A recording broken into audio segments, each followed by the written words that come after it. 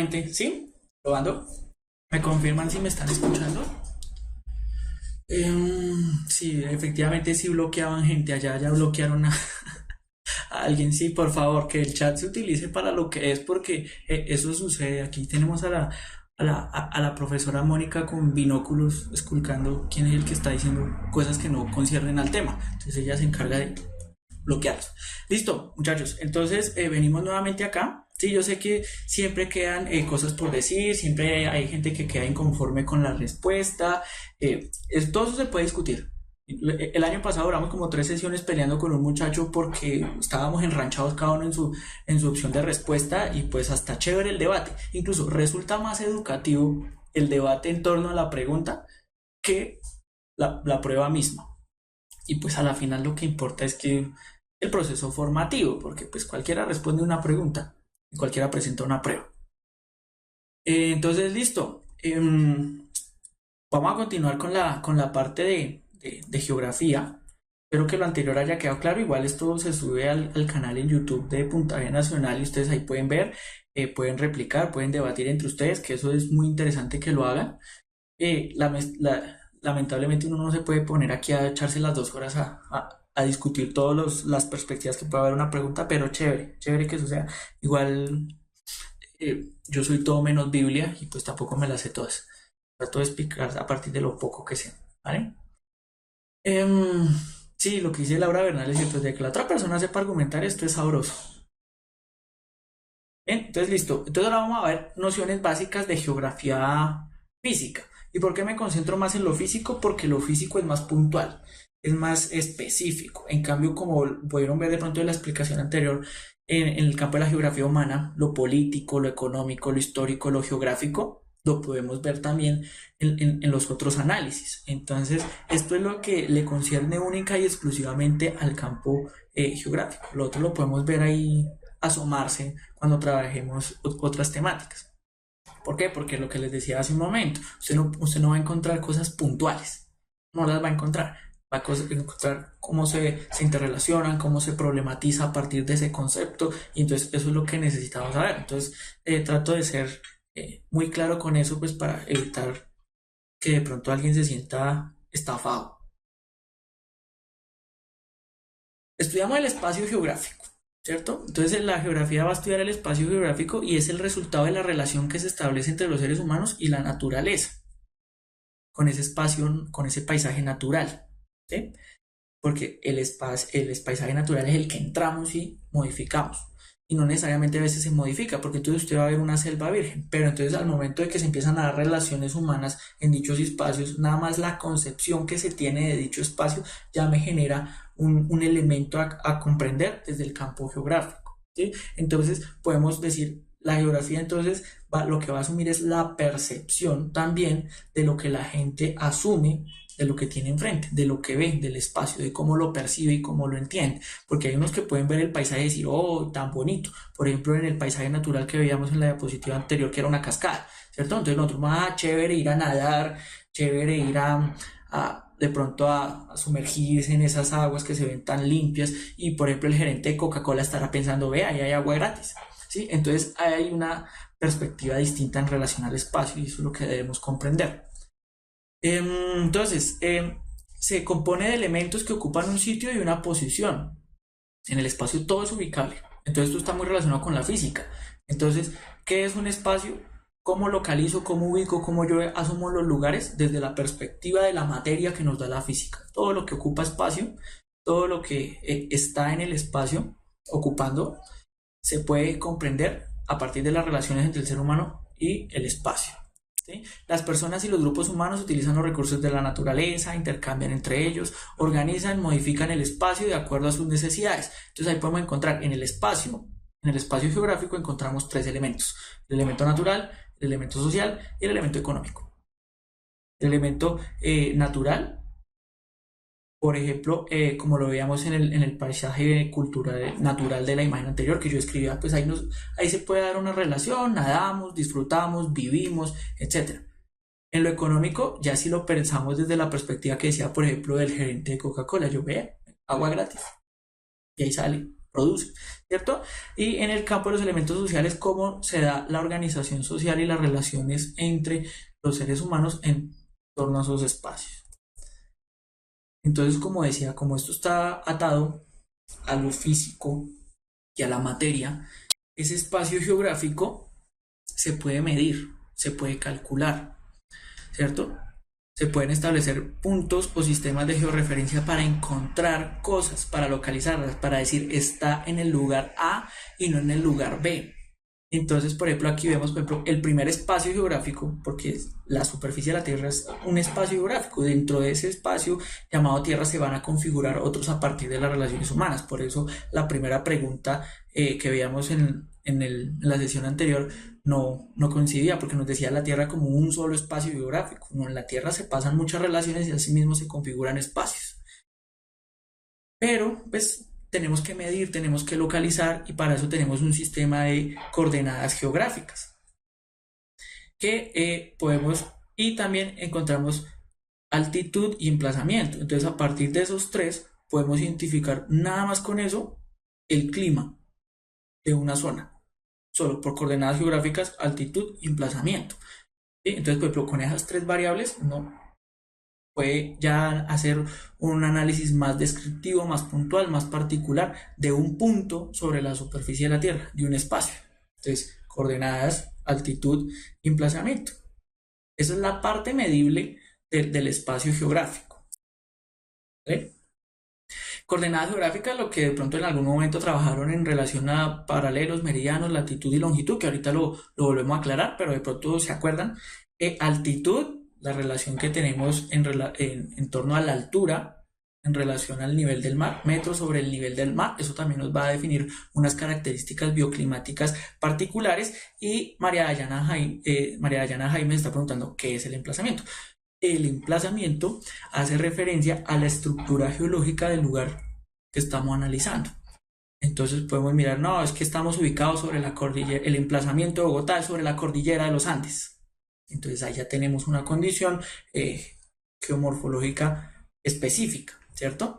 No es lo mismo, entonces ¿dónde está Barranquilla? No, Barranquilla está ubicada ya en la costa del Mar Caribe. Entonces ahí tenemos otra referencia geológica diferente.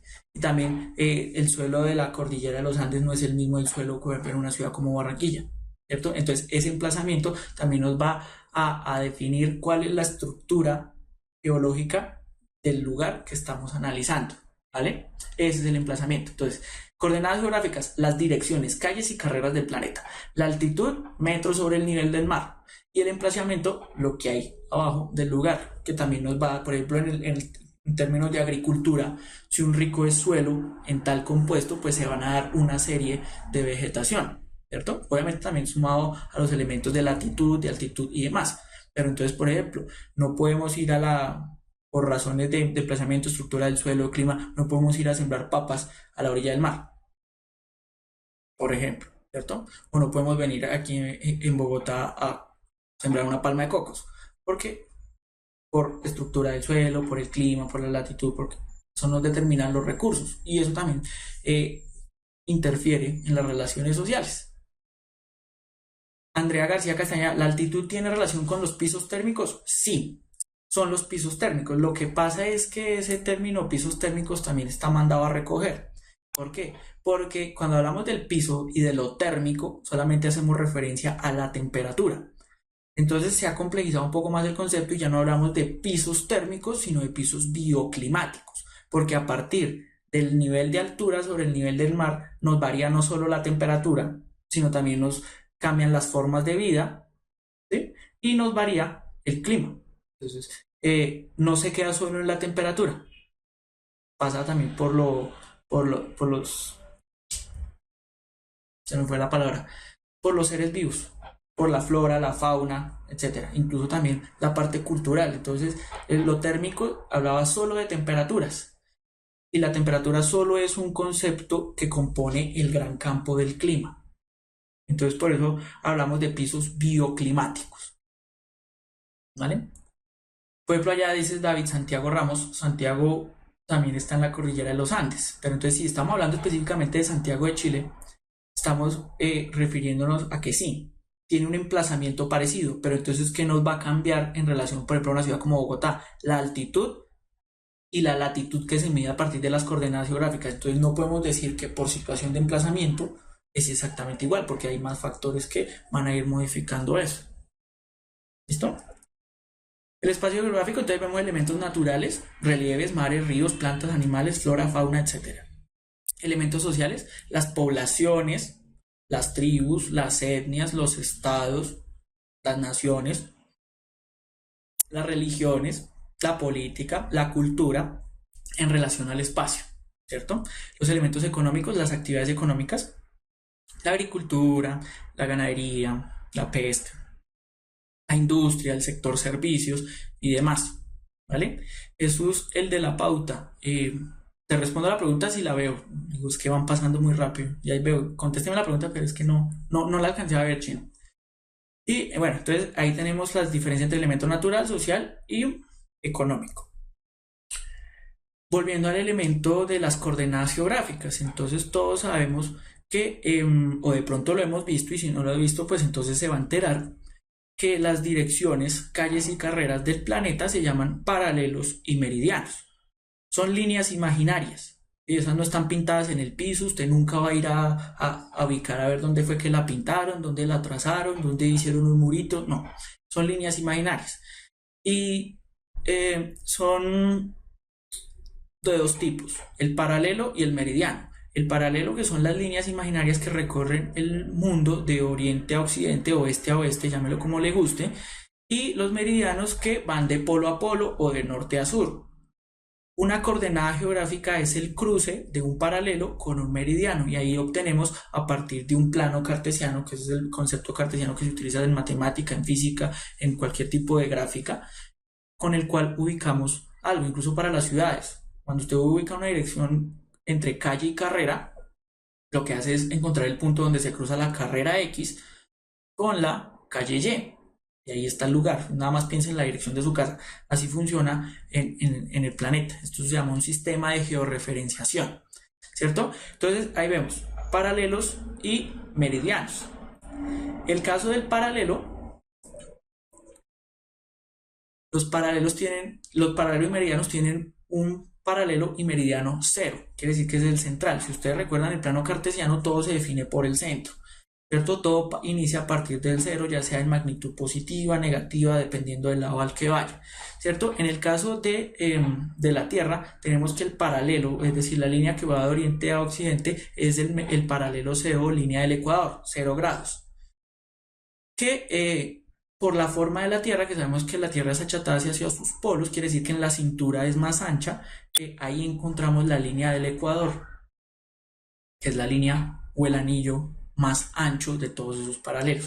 Es decir, si tuviéramos que medirlo, en el caso de que estuvieran pintados, la línea del ecuador sería más larga que cualquier otro paralelo. En el caso de los meridianos, sí todos son iguales. Ese sí no varía, porque tengan presente esta imagen. Siempre se ha representado la Tierra como una esfera, pero en sí no es una esfera, es como una mandarina. Entonces no es así completamente redondita, sino es chata. ¿Bien? Entonces en el caso de los meridianos, ellos sí no tienen diferencias en sus medidas, sino que todos son iguales, van de norte a sur. Incluso podemos ver, por ejemplo, ya mirando la latitud y la longitud. La latitud es es la medida que se establece a partir del paralelo cero, ¿cierto? Entonces ya sea norte o sur, y va de 0 a 90 grados. En el caso del meridiano, 0 se mide ya sea este u oeste, pero hacia ambos lados va hasta 180 grados. Entonces nada más por ese dato sabemos que la medida en grados de este a oeste es el doble que de norte a sur. Entonces ahí ya no nos cabe tanto la idea de que es completamente esférica, ¿vale? ¿Para qué sirve la latitud? Pues la latitud además y longitud para establecer y localizar un punto. Usted entra a Google Maps y busca su casa y en la parte inferior mira, aparece la coordenada, latitud tanto con longitud tanto. Bueno, entonces encontré mi casa en la superficie de la Tierra y esa es la dirección. Pero además también nos generan unos elementos que son muy interesantes en lo que veíamos anteriormente en cuanto a la latitud, porque dependiendo de la zona de latitud tenemos climas, tenemos estaciones, estamos en el polo, etc. Entonces, por ejemplo, como podemos ver ahí en la gráfica, en la diapositiva dice, determinan clima, tiempo atmosférico, que la próxima sesión vemos la diferencia, no se angustien por eso, estaciones, periodos de lluvia, duración del día y de la noche. Entonces, mirando la diapositiva, ustedes pueden ver que, por ejemplo, lo que se ve en color naranja, que está entre las líneas del trópico de Cáncer y el trópico de Capricornio, es la zona intertropical o la zona tórrida. ¿Qué características tenemos? Siempre hay una constante de luz, calor y radiación solar, por ende no hay estaciones, porque la exposición al sol es constante. En las zonas verdes, que se llaman como zona temperada del norte, o zona templada, o zona de latitud media, ¿sí? Eso tiene varios nombres. Ahí es donde tenemos las estaciones, ahí es donde encontramos el invierno, la primavera, el otoño, y no me acuerdo qué era que me falta. Sí, una me falta, ustedes saben más que yo. ¿Sí? Ahí encontramos las estaciones que se suceden en periodos de cada 3 meses en el año. Entonces son 4 estaciones por 3 meses, 4 por 3, 12. Ahí está el año. Y la zona azul en los extremos es los polos. Entonces los polos ya sabemos que el año está dividido en un día de 6 meses noche, 6 meses día, por efecto de la misma inclinación de la Tierra. Pregunta Johanna, ¿qué son los trópicos? Los trópicos es la zona que está encerrada entre el trópico de Cáncer y el trópico de Capricornio. En términos de medida de coordenada geográfica estamos hablando de la zona de latitud 23 grados norte y zona latitud 23 grados sur. ¿Por qué se define ese espacio? Porque ese es el ángulo de inclinación de la Tierra. Ahorita lo vamos a ver en una diapositiva que es más gráfica y más descriptiva de cómo nos afecta ese eje de inclinación de la Tierra en relación a la exposición del Sol. No quiere decir que, por ejemplo, en la zona media o en la zona alta nunca llegue el Sol. No, sí llega. Lo que pasa es que no es constante en el año. Ahorita lo vemos, no se preocupe. ¿Listo? ¿Qué se puede establecer a partir de la longitud? No tanto como a partir de la latitud, pero sí nos dan unos referentes muy interesantes para la percepción del tiempo y del espacio que tenemos nosotros. Entonces ahí, como lo decía un compañero hace un momentico en el chat, los usos horarios. Cada 15 grados cambia la hora. Entonces ustedes pueden ver ahí por los colorcitos cómo sería el uso horario dependiendo de la región del mundo en la que estemos. Cada 15 grados de longitud, ya sea este o oeste, cambia la hora. Hacia el oriente de Greenwich, o sea, hacia el oriente, en este plano, pero no de Greenwich, hacia el oriente, la hora se suma en cada espacio de colorcito que vemos ahí. Y hacia el occidente, perdón, es que la imagen está reflejada, entonces no los confundo con las manos, y hacia el occidente se van a restar. Entonces aquí establecemos la diferencia horaria. ¿Sí? Esa es como la principal función de los meridianos, aparte de servirnos del sistema de georreferenciación para encontrar la dirección.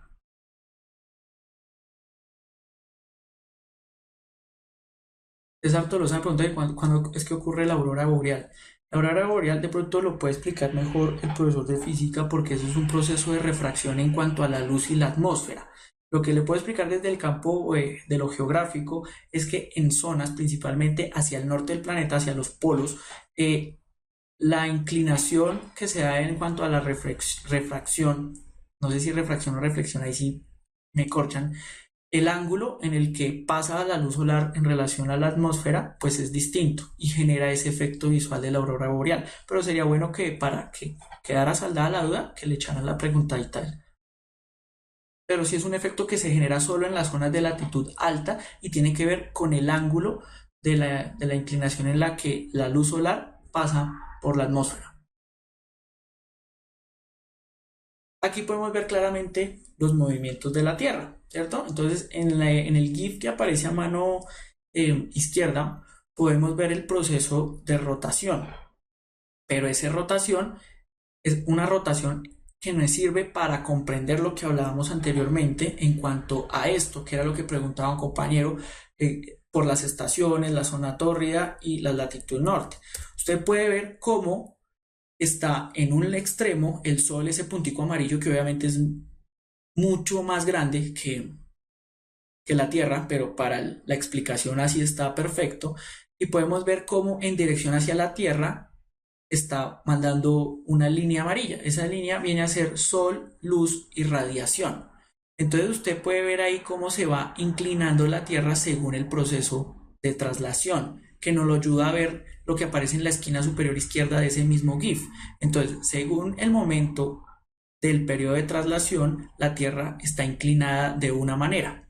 Entonces usted puede ver ahí cómo va esa línea amarilla, que es luz, calor y radiación, va desde el trópico de Capricornio al sur, se desplaza hasta la línea del Ecuador y después llega a la línea del trópico. De ahí no pasa por efecto del ángulo de inclinación que tiene la Tierra. Quiere decir que entre la línea del trópico y entre la línea del trópico de Cáncer y la línea del trópico de Capricornio, Cáncer y Capricornio, pues es constante. En cambio, por ejemplo, cuando la luz solar está directamente sobre el trópico de Cáncer, lo que está más al sur del trópico de Capricornio, pues va a estar en invierno, porque está lo más lejos posible de esa línea directa de luz, calor y radiación, y viceversa. Y en el caso particular de los polos, si logran ver el dibujito, pues 6 meses dura ese extremo de la Tierra inclinado hacia el lado del Sol y 6 meses dura inclinado hacia el otro lado en el que no se ilumina. ¿Vale? En el caso de la aclaración de los demás movimientos, es más como por cultura general, porque para términos de clima, etcétera, no nos resultan muy significativos. Rotación y traslación nos definen meses, años, semanas, etcétera. Pero pues precesión y nutación, usted puede ver, por ejemplo, la precesión completa una vuelta cada 25.800 años. Eso perceptivamente es muy largo. Incluso ese cuento de la precesión lo manejan más los astrólogos que los astrónomos. O sea, por ejemplo, que hablan de la era de Acuario y demás de esas cosas. Ellos le encuentran un poco más de sentido. Sí lo tiene y sirve para establecer medidas, pero no se preocupe que eso no le va a salir en el índice. Y lo mismo sucede con el de nutación. En cada vuelta la Tierra realiza bucles, o sea, en ese proceso de precesión se hacen bucles, que es como una vibración. Y dice, en cada vuelta la Tierra realiza 1385 bucles, o sea que en ese periodo de 25.800 años realiza 1385 bucles. Pero a mí me parece que es más como cultura general. Si alguien le encuentra un mejor uso a eso, por favor me lo informa. Aquí podemos ver, esto nos sirve para identificar qué son las estaciones. Dependiendo del ángulo de inclinación y dependiendo del momento del año, sabemos si, por ejemplo, en el hemisferio norte o en el hemisferio sur, que bueno, que esa es otra de las funciones que se me escapaba decirles del meridiano y el paralelo cero. El meridiano cero me parte el mundo en dos hemisferios, el oriental y el occidental, y el paralelo cero, el Ecuador, me divide el mundo en hemisferios. Entonces, cuando hablamos, por ejemplo, del hemisferio norte y el hemisferio sur, estamos haciendo referencia a zona de latitud, o hablamos del hemisferio oriental y occidental, estamos haciendo referencia a comprensiones desde la longitud. Y ahí podemos ver la relación entre solsticio y equinoccio. Es decir, mirando este punto, esta diapositiva, el GIF, cuando la luz, el calor y la radiación solar llega directamente sobre el trópico de Capricornio, quiere decir que en el hemisferio sur están en verano y al otro lado están en invierno. Pero asimismo, cuando llega al punto máximo, es decir, a la línea tropical, ya sea de la línea del trópico de Cáncer o el de Capricornio, hablamos de un momento específico del año que se llama solsticio, ¿sí? Solsticio, que por lo general siempre ocurre, no, por lo general siempre ocurre entre el 21 y 23 de junio y diciembre, porque pues son dos hemisferios. Entonces ese punto extremo se vive en ambos extremos, ya sea en uno en verano, el otro en invierno. Y el punto en el que está la luz, el calor y la radiación solar, directamente sobre la línea del Ecuador, lo conocemos como equinoccio de primavera o equinoccio de otoño, dependiendo en el hemisferio en que nos encontremos. Pregunta por ejemplo Jesús, el de la pauta, ¿qué pasa si la Tierra deja de rotar? Se acaba la sucesión de día-noche. Un lado va a quedar en la completa oscuridad y seguramente allá la vida va a desaparecer más rápido que en el lado iluminado, pero en el lado iluminado también, porque es que la vida está organizada en relación a esos ciclos. La Tierra deja de rotar, no van a haber días, no van a haber tiempo, se van a descuadrar los relojes biológicos del mundo y pues al otro día seguramente usted no tiene clase en el colegio. ¿Bien? ¿Listo? ¿Cuál es la estructura de la Tierra? Pues la Tierra también tiene una estructura interna que yo creo que todo el mundo en algún momento tuvo que haber hecho la bolita de icopor, que usted la tajadeaba como si fuera una torta y la coloreaba por dentro. Hay dos modelos de representación. Uno diría, ve, caramba, yo creería que solamente había uno, el de la bola de icopor. No, está el modelo estático y el modelo dinámico. Nos ayuda para identificar lo mismo, pero de diferente forma. El modelo estático lo podemos identificar desde el centro del núcleo, el núcleo externo, porque entonces ya es como un poquito más segmentada la cosa, el manto inferior, la zona transicional, el manto superior y la corteza. Pero entonces volvemos a la básico. ¿Qué hacía esto en la bola de icopor? Núcleo, manto y corteza. Al revés, núcleo, manto y corteza. ¿Sí? Y en el modelo dinámico, que dice que está basado en el comportamiento mecánico de los materiales, entonces es una diferencia entre el estático, lo que estamos viendo es la composición química de esas partes. Y lo que vemos en el modelo dinámico es el movimiento que tiene eso. Usted sabe que tiembla porque las placas se mueven, bueno, se generan vibraciones, choques, etcétera, y hay una relación física mecánica en el interior de la Tierra. Entonces por eso dice uno el estático, porque solo estamos viendo de que está compuesto, y el otro el dinámico, porque estamos viendo de cómo se mueve, ¿sí? Porque eso es mecánico. Entonces vemos el núcleo interno, zonas de transición, núcleo externo, nivel de mesósfera y la astenosfera. Entonces, dependiendo de lo que se quiera saber, de qué está compuesto o cómo se nos va a mover, ¿vale? Entonces, por ejemplo, esto que viene, más adelantico, por ejemplo, en la explicación, por ejemplo, de los terremotos, nos tenemos que centrar, o de los sismos, en una explicación de un modelo dinámico. Por ejemplo, el modelo estático no nos sirve para explicar sismos, ¿sí? Por ejemplo. Entonces, usted los puede ver un tanto parecidos, pero depende de lo que queramos explicar y lo que vayamos a trabajar. Obviamente ya es muy técnico en el campo de la ciencia social y la geología y demás, pero es bueno que lo tenga presente, que no siempre es lo que usted hacía en la bolita de icopor, sino que tiene características, el estático y el dinámico. Uno asociado a la composición química y otro a lo físico, podría ser a lo mecánico, ¿vale?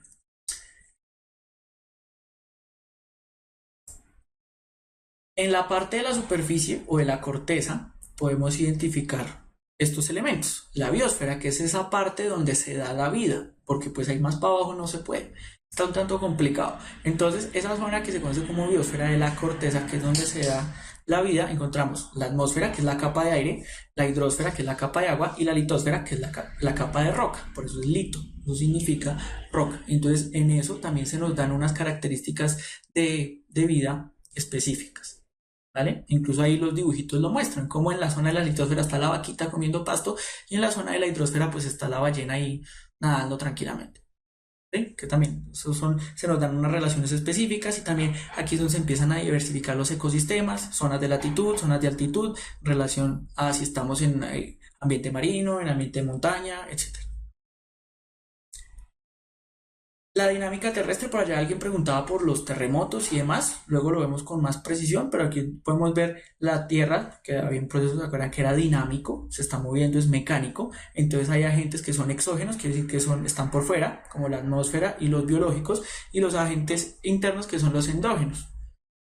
¿Por qué nos mueve el piso? Por sismos, por actividad volcánica, etcétera, producto o asociado a las placas tectónicas, porque ya sabemos que la Tierra es un montón de piedras ahí flotando que van moviendo por un lado a otro, una explicación bastante chambona, pero sirve para entenderlo, y por eso se dan estos movimientos. Entonces, por ejemplo, en el campo de lo tectónico encontramos los movimientos epirogénicos, hundimientos y levantamientos lentos.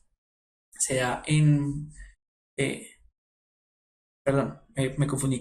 Y los movimientos orogénicos con plegamientos, fallas, formación de montañas, ¿sí? Yo sé que hay gente que está ya un poco estresada porque es un tanto complejo y quiere que yo le aclare, pero entonces la idea es identifique qué sabe y qué no sabe y vaya y profundice, porque de verdad es que es muy complejo uno entrar a profundizar en todos estos elementos, ¿vale? Pero entonces usted se puede dar una idea, yo le muestro el panorama de cómo está la situación y qué se supone debería saber y qué se supone debería manejar. Por ejemplo, allá María Dayana Jaime estaba preocupada porque en Japón tiembla mucho. Lo que pasa es que está ubicada en una cosa que se denomina el Cinturón de Fuego del Pacífico. Entonces está ubicado en una zona de falla geológica y también la interacción entre las placas que convergen en ese lugar. Si por ejemplo, como te lo acabo de escribir, el círculo de fuego del Pacífico lo buscas en Google, en imágenes, ahí vas a encontrar esa estructura geológica. Te muestra una foto muy diciente de por qué en esa zona del Pacífico la actividad sísmica es tan alta y tan compleja, igual que la volcánica, pero échale la miradita, ¿vale?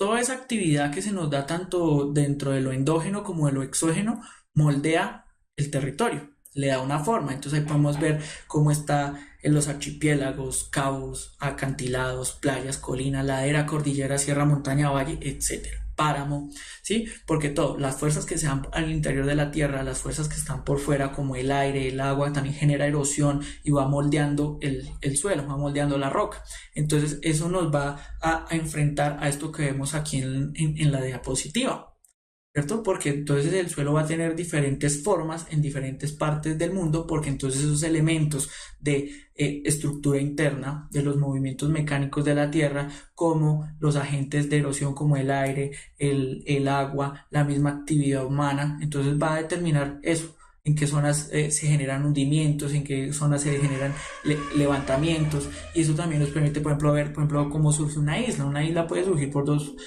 formas, puede ser de origen volcánico, puede ser de origen resultado de elevaciones o actividades al interior de la Tierra, que no necesariamente lo volcánico es lo mismo que lo tectónico, como veíamos en la diapositiva anterior, ¿vale? Y ya, pues eso creo que sería todo hasta el día de hoy y por el momento. Creo que apenas nos alcanzó el tiempo. Les agradezco muchísimo haber estado aquí. Por favor, rieguen la bola, porque esto es muy importante, sobre todo para ustedes, para su proceso de formación. En el caso de ciencias sociales, lo que le digo, no venga tanto a que me van a llenar la cabeza de conocimiento, datos e información, sino venga a darse cuenta que no sabe. Venga a darse cuenta en qué está fallando, venga a darse cuenta en qué le falta para que autónomamente usted pueda, pueda investigar, ¿sí? Por ejemplo, ahí me preguntan rápidamente, Carmen decía, profe, ¿qué es un delta? Un delta es la zona en la que desemboca el río en el mar, eso es un delta, ¿vale? La invitación entonces a que por favor se suscriban al canal de Puntaje Nacional Colombia. Redes sociales también por ahí están como muy activos en Facebook y en Instagram, si no estoy mal. No, recuerden, mi nombre es Julián Gutiérrez Fonseca y los voy a estar acompañando en este proceso. No sé, Mónica, si todavía manejamos el mismo correo, por si de pronto alguien está interesado, creo que es socialesyciudadanas@puntajenacional.co, y pues ahí se le atenderá a la gente que tenga de pronto preguntas, si quiera profundizar en algo, charlar, no, mentira, todo muy académico, ¿no? Entonces, por favor, si tienen preguntas, remítanlas, pero no se queden con la duda, no se queden esperando a que aquí se le ilumine el faro del intelecto, sino que vaya e investigue, sea autónomo. Eso es fundamental, eso hace la diferencia. ¿Listo? Entonces a todos, muchísimas gracias por haber estado el día de hoy aquí con nosotros y nos vemos en una próxima ocasión. Saludos a todos, buenas noches.